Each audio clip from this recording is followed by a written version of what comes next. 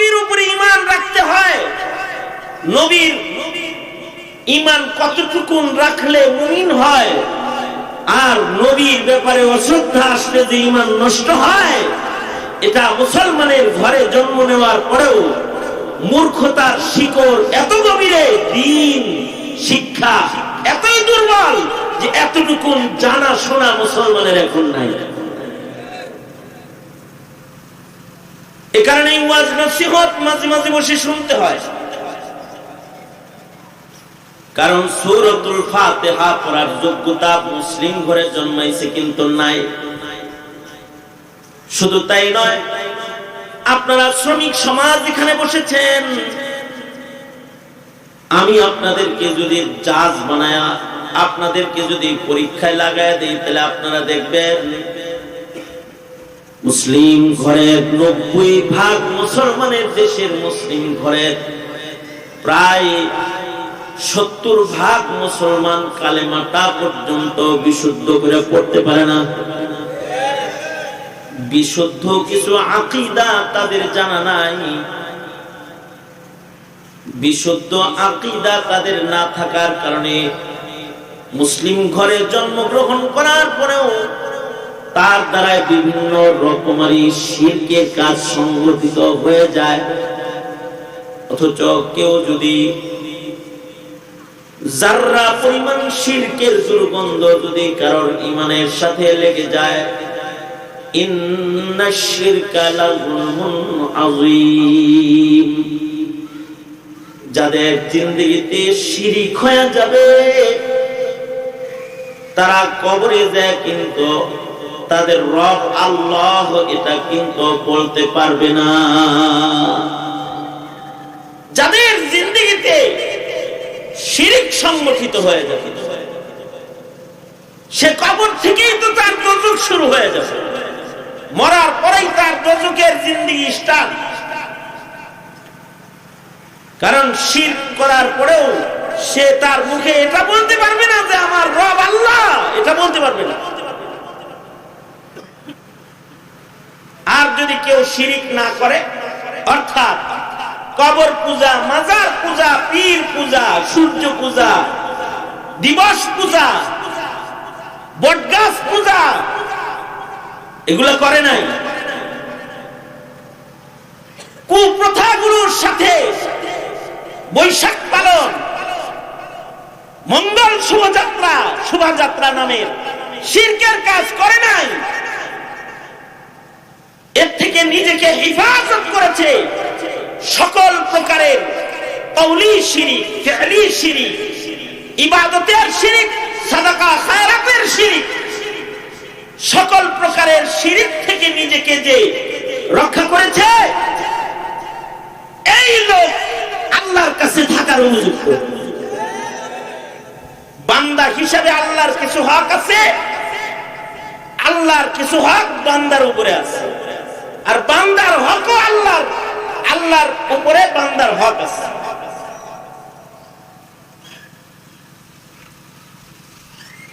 হযরত মুআয ইবনে জাবাল আল্লাহর রাসূল সাল্লাল্লাহু আলাইহি ওয়াসাল্লামের সাথে একই সওয়ারির উপরে সওয়ার হয়ে হযরত মুআয যাইতেছেন। হযরত মুআয আর আল্লাহর রাসূলের মাঝখানে কোনো পর্দা নাই, হিজাব নাই, অর্থাৎ নবীর পিছনেই উনি বসে নবীজিকে জড়ায় ধরে রাখছেন। হুন্ডায় যেরকম বহেন সওয়ারির উপরে হযরত মুআয আল্লাহর রাসূলের পেছনে বসে জড়ায় ধরে রাখছেন। তাহলে অনেক দূরে আছেন না কাছে আছেন? এই বলেন, অনেক দূরে আছেন না কাছে আছেন? কাছে আছেন। কিন্তু আল্লাহর রাসূল এমন ভাবে ডাকতে লাগলেন হযরত মুআযকে, মনে হয় অনেক দূরে আছে। আল্লাহর রাসূল পিছে বসে থাকা মুআযকে ডাকতেছেন, ইয়া মুআয। মুআয বলে, লাব্বাইক ওয়া সা'দাইক ইয়া রাসূলুল্লাহ। আবার আল্লাহর নবী ডাক দিলেন, ইয়া মুআয। আবার হযরত মুআয বললেন, লাব্বাইক ওয়া সা'দাইক ইয়া রাসূলুল্লাহ।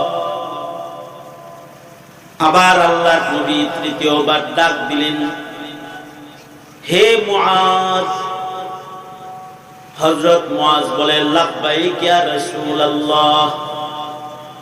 তিনবার ডাক দিয়া সতর্ক করে আল্লাহর রাসূল বললেন, মুআজ বলো তো বান্দার উপরে আল্লাহর হক কি? আল্লাহর নবী ভালো জানেন।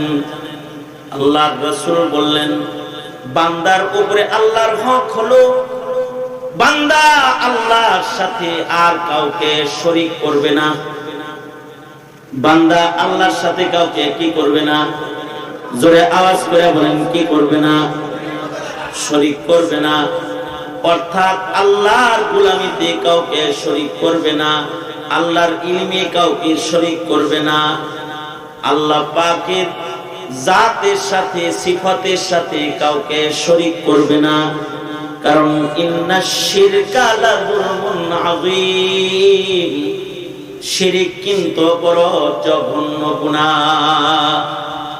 আল্লাহর সাথে কাউকে শরীক করবে না, এটা হলো বান্দার উপরে আল্লাহর হক। আল্লাহর উপরে বান্দার হক কি জানো মুআজ? মুআজ বলে আল্লাহ আল্লাহর রাসূল ভালো জানেন। তোমার উপরে আল্লাহর হক হইল তুমি শিরিক করবে না। আর আল্লাহর উপরে তোমার হক কি জানো? নবী সুখবর দিচ্ছেন, তুমি যদি খালি শিরিক না করতে পারো তাহলে তোমার উপরে আল্লাহর হক, যেমন আল্লাহর উপরে তোমার একটা হক আছে, সেটা হলো আল্লাহর জন্য তখন ফরজ হয়ে যাবে তোমাকে আল্লাহর জান্নাতে আল্লাহর কাছে জায়গা দিয়ে দেওয়া। শুধুমাত্র শিরিক থেকে কেউ যদি নিজেকে বাঁচায় রাখে, সে আল্লাহর কাছে আল্লাহর জান্নাতে জায়গা পাবে। এখন এইটা যদি কেউ না জানে তাহলে তো সে শিরিক করবে। কোনটা কোনটা শিরিক এটা যদি না জানে, সন্তানকে শিখাইতে হয় এই কাজ শিরিক, এটা শিরিক, এটা শিরিক, এটা শিরিক। তাওহীদ শিক্ষা দিতে হয়। তাওহীদ শিক্ষা না দিলে নিজের অজান্তে শিরিক করে ফেলবে। বাবার কাছে যায় বলবে, বাবা শাহজালাল এবারের মতো আমাকে এমপিটা বানায় দেন। বলুন তো এমপি বানানোওয়ালা কে, শাহজালাল বাবা নাকি আল্লাহ? মাজারে যায় বলবে, শাহালি বাবা আমাকে একটা ছেলে দেন। বলুন তো ছেলে দেনেওয়ালা কে? আরো আস্তে করে বলেন, জোরে আওয়াজ করে বলেন, ছেলে দেয় কে? মেয়ে দিবে কে? ব্যবসায় উন্নতি দিব কে? খাজা বাবা, দয়াল বাবা। বলুন তো মানুষ কি কোনো গায়েব জানে? পীর সাহেবরা তো কিছু কিছু গায়েব জানে। আওয়াজ করে বলেন না কেন, পীর সাহেবরা গায়েব জানে?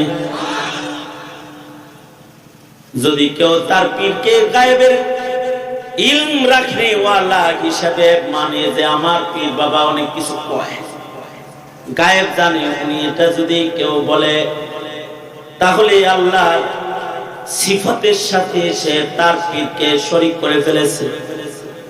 না জানার কারণে, নিজের মূর্খতার কারণে দয়াল বাবাকে গায়েব জানে এই আকীদা রাখার কারণে মুশরিক হয়ে গেছে। আমাগো পীর বাবার পাওয়ার অনেক, আমাগো বাবার কাছে মুরিদ হলে পরে নামাজ রোজা লাগে না। মুহাম্মাদুর রাসূলুল্লাহ সাল্লাল্লাহু আলাইহি ওয়াসাল্লামের সন্তান হওয়ার পরেও যদি নামাজ লাগে, রোজা লাগে, পর্দা লাগে, তাহলে পীরের মুরিদ হওয়ার পরে বুঝি নামাজ রোজা লাগবে না। আল্লাহর রাসূল নিজের কন্যা ফাতেমাকে বলে, ফাতেমা নিজেকে দোজখের আগুন থেকে বাঁচাও রে মা, নিজেকে জাহান্নামের আগুন থেকে রক্ষা করো, ইবাদত করো, বন্দেগী করো, গোলামি করো, দোজখ থেকে নিজেকে রক্ষা করো। মুহাম্মাদুর রাসূলুল্লাহ সাল্লাল্লাহু আলাইহি ওয়াসাল্লাম সাইয়্যিদুল মুরসালিন তার নিজের কন্যাকে বলতেছে। অথচ সাইয়্যিদুল মুরসালিন নবীজির কন্যাকে ভয় দেখাইতেছেন, অথচ খাজা বাবা পীরের বলে দিছে, যাও না তোরা নি মুনি আর হে মিয়া এটা বিশ্বাস কইরা এমন পীরের কাছে শিরকের কাজ করে আসছে। কবর তওয়াফ করতেছে, আমগর হজে যাওয়া লাগে না? এই যে হজের মৌসুম শুরু হয়েছে, কাবা বাইতুল্লাহতে আল্লাহর বান্দারা যাইতেছে, আর হে বলতেছে যাই একটু বাবার কবর তওয়াফ করে আইগা। বাংলাদেশে এমন কবর আছে যে কবর কেউ তওয়াফ করে, লক্ষ লক্ষ মুসলমানের আওলাদরা গিয়ে কবর তওয়াফ করে। এই শিরক যারা করবে, বিশেষভাবে জ্ঞান শূন্য শ্রমিক সমাজেরা এই শিরকের ভেতরে অধিকতর লিপ্ত হয়ে যায় না জানার কারণে। কবরে যায় সেজদা দিয়ে দেয়,